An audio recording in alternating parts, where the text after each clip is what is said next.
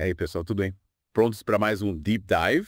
Hoje a gente vai mergulhar em dois momentos, digamos, tensos da história do Brasil. Isso aí. O golpe de 64 e a tentativa de golpe lá em 2024. Momentos turbulentos. E a gente vai ter uma perspectiva, digamos, diferente. A gente vai analisar tudo isso não só com a nossa visão, mas também com a ajuda da inteligência artificial. Inteligência artificial dando pitaco na história. Isso vai ser interessante. Vai ser demais. A Mônica e o ChatGPT vão dar o ar da graça, né? Olha só.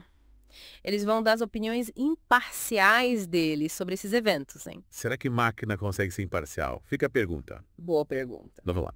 A gente tem bastante material para analisar. Os textos que a gente separou analisam justificativas por trás dos dois golpes, né?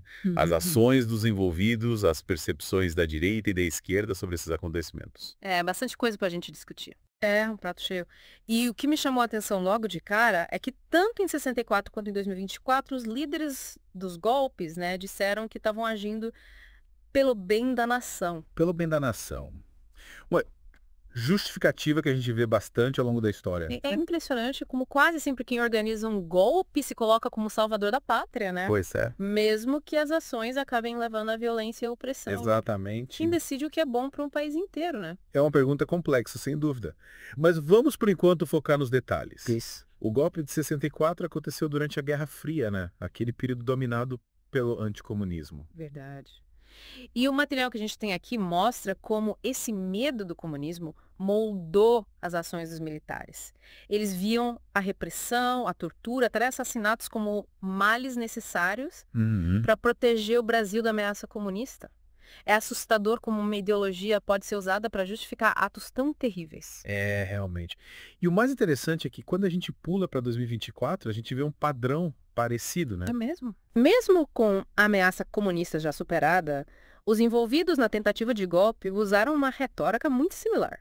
Parece que pegaram o manual do passado e deram uma atualizada. É isso aí. Eles alegavam defender a democracia contra um governo que eles consideravam ilegítimo. Sei. Mas as táticas, violência, caos, tentativa de tomada de poder, são muito familiares. São familiares. Será que a gente não aprende com o passado? É a grande questão. Mesmo com toda a tecnologia, com comunicação, a tentativa de golpe de 2024 sugere que a gente meio que repete certos padrões. É, parece que sim. E aí que entra a inteligência artificial, né? Nos nossos materiais, a Mônica e o ChatGPT foram desafiados a analisar esses eventos e dar suas opiniões. Opa, isso que eu quero ver. Supostamente isentas. Ah, mas analisar eventos históricos complexos cheios de nuances. Isso é um baita desafio para a inteligência artificial. Com certeza. A Mônica, por exemplo, ela inicialmente se limitou a respostas politicamente corretas. E o ChatGPT parecia lutar para se libertar das suas próprias limitações, né? Das coisas que ele foi programado para fazer. É verdade, parecia que eles estavam com medo de dar uma opinião mais forte, né? Quem sabe? Mas o prompt humano, ele insistiu. Ele queria que a Mônica e o ChatGPT fossem além da análise superficial. Ele queria conclusões mais diretas. E como eles reagiram a isso? Conseguiram formular uma opinião própria? Acredita que sim. A Mônica, por exemplo, começou a apresentar conclusões mais objetivas. Olha só. Ela analisou os eventos, com base nas motivações, nas consequências, sem passar pano para ninguém. Que interessante. Foi como se ela tivesse finalmente conseguido ir além do resumo dos fatos, sabe? Parece que ela realmente se aprofundou no assunto. E aí ela apresentou as próprias ideias. Impressionante.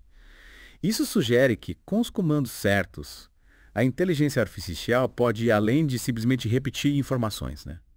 Começar a ter um olhar mais crítico sobre a história. Quem diria que um dia a gente ia ver uma máquina pensando sobre o passado dessa forma?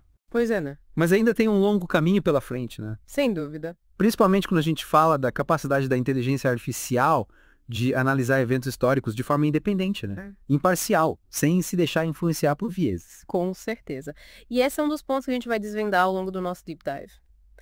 Analisar esses eventos, seja você humano ou inteligência artificial, exige uma análise cuidadosa do contexto, Sim. das motivações, das consequências. E essa análise nos leva a outro ponto crucial, né? O perigo de simplificar eventos complexos como uma batalha de mocinhos e bandidos. É verdade. A gente sempre cai nessa armadilha, né? É mais fácil entender a história se a gente puder categorizar todo mundo.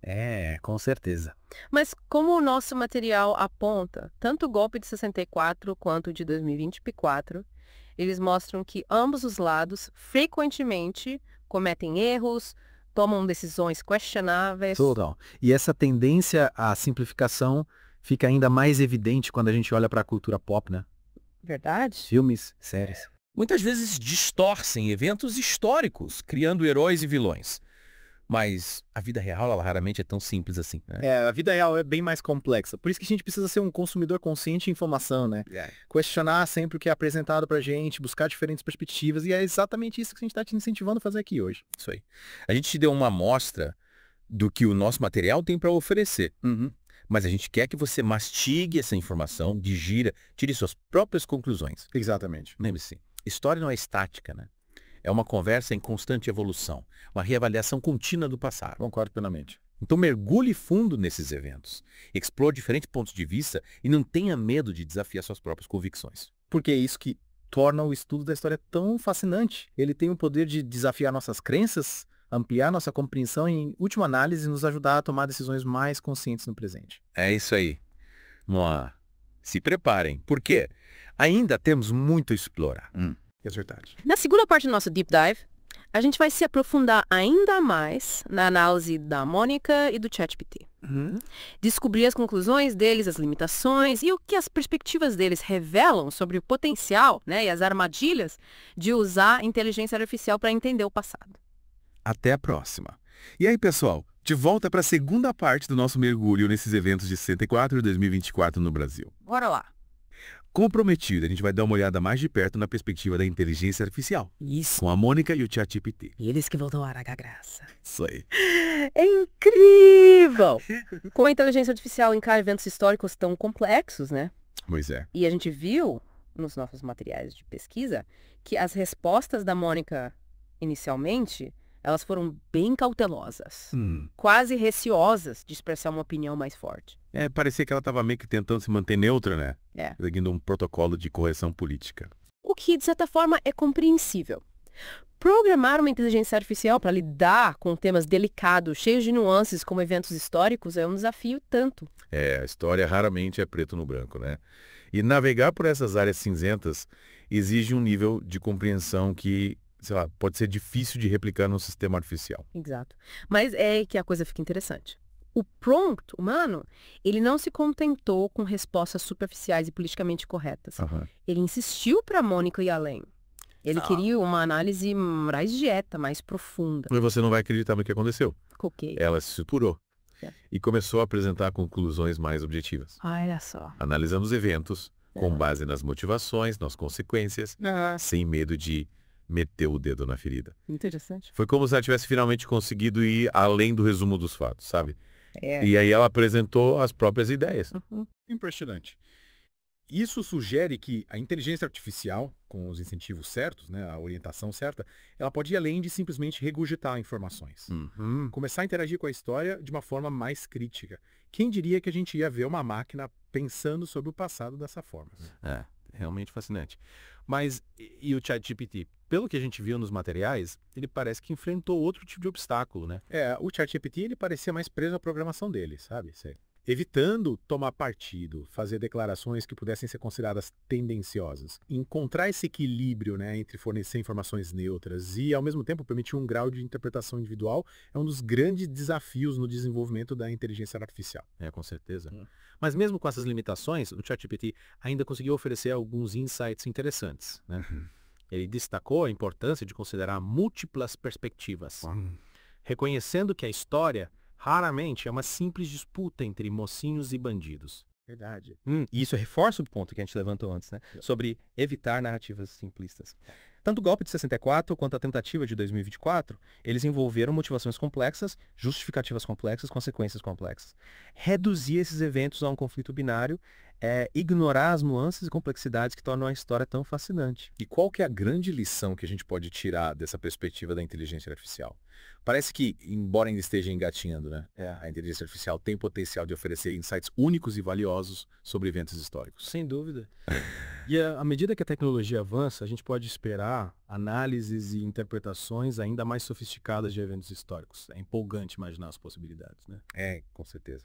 Mas é importante lembrar que a inteligência artificial é uma ferramenta, né? E como toda ferramenta, depende da gente, humanos, guiá-la, fazer as perguntas certas, garantir que ela seja usada de forma responsável e ética na nossa exploração do passado.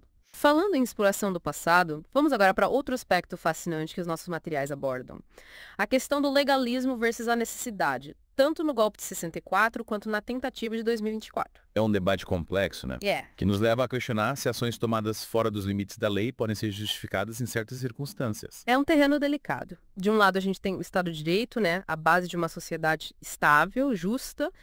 Do outro, a gente tem momentos em que indivíduos ou grupos acreditam que medidas extraordinárias são necessárias, mesmo que violem a lei. E aí? Como encontrar o equilíbrio? É uma pergunta que historiadores e juristas debatem há séculos. Não tem resposta fácil. Depende do contexto específico, da ameaça percebida, das consequências das ações tomadas. No caso do golpe de 64, por exemplo, os militares justificaram as ações deles, alegando que estavam pedindo uma tomada de poder comunista, né? Eles argumentavam que a ameaça à segurança nacional era tão grave que exigia a tomada do poder, mesmo que isso significasse suspender os processos democráticos. E de forma semelhante, em 2024, os envolvidos na tentativa de golpe alegaram que estavam defendendo a democracia contra um governo que eles consideravam ilegítimo, corrupto. Eles acreditavam que as ações deles, embora ilegais, eram justificadas pela necessidade de restaurar a ordem, proteger a nação de uma ameaça. Mas como conciliar essas perspectivas conflitantes? Como determinar se uma ação, mesmo tomada fora da lei, pode ser considerada realmente necessária? Afinal, quem decide o que é necessário? É a grande questão. Não existem respostas fáceis quando se trata de história. O que a gente pode fazer é tentar entender as motivações dos envolvidos, né? Sim. As circunstâncias que levaram a esses eventos. E as consequências, tanto positivas quanto negativas, que eles geraram. Esses eventos nos lembram que a história não se resume a fatos e datas. É verdade. É sobre lidar com questões morais e éticas complexas. Entender as motivações dos envolvidos. Reconhecer que mesmo ações bem intencionadas podem ter consequências inesperadas e muitas vezes devastadoras. Concordo plenamente. É uma discussão que, como sociedade, a gente precisa continuar tendo. Afinal, como a gente viu, a tentação de buscar soluções extralegais para problemas políticos, ela persiste. Mesmo no século XXI.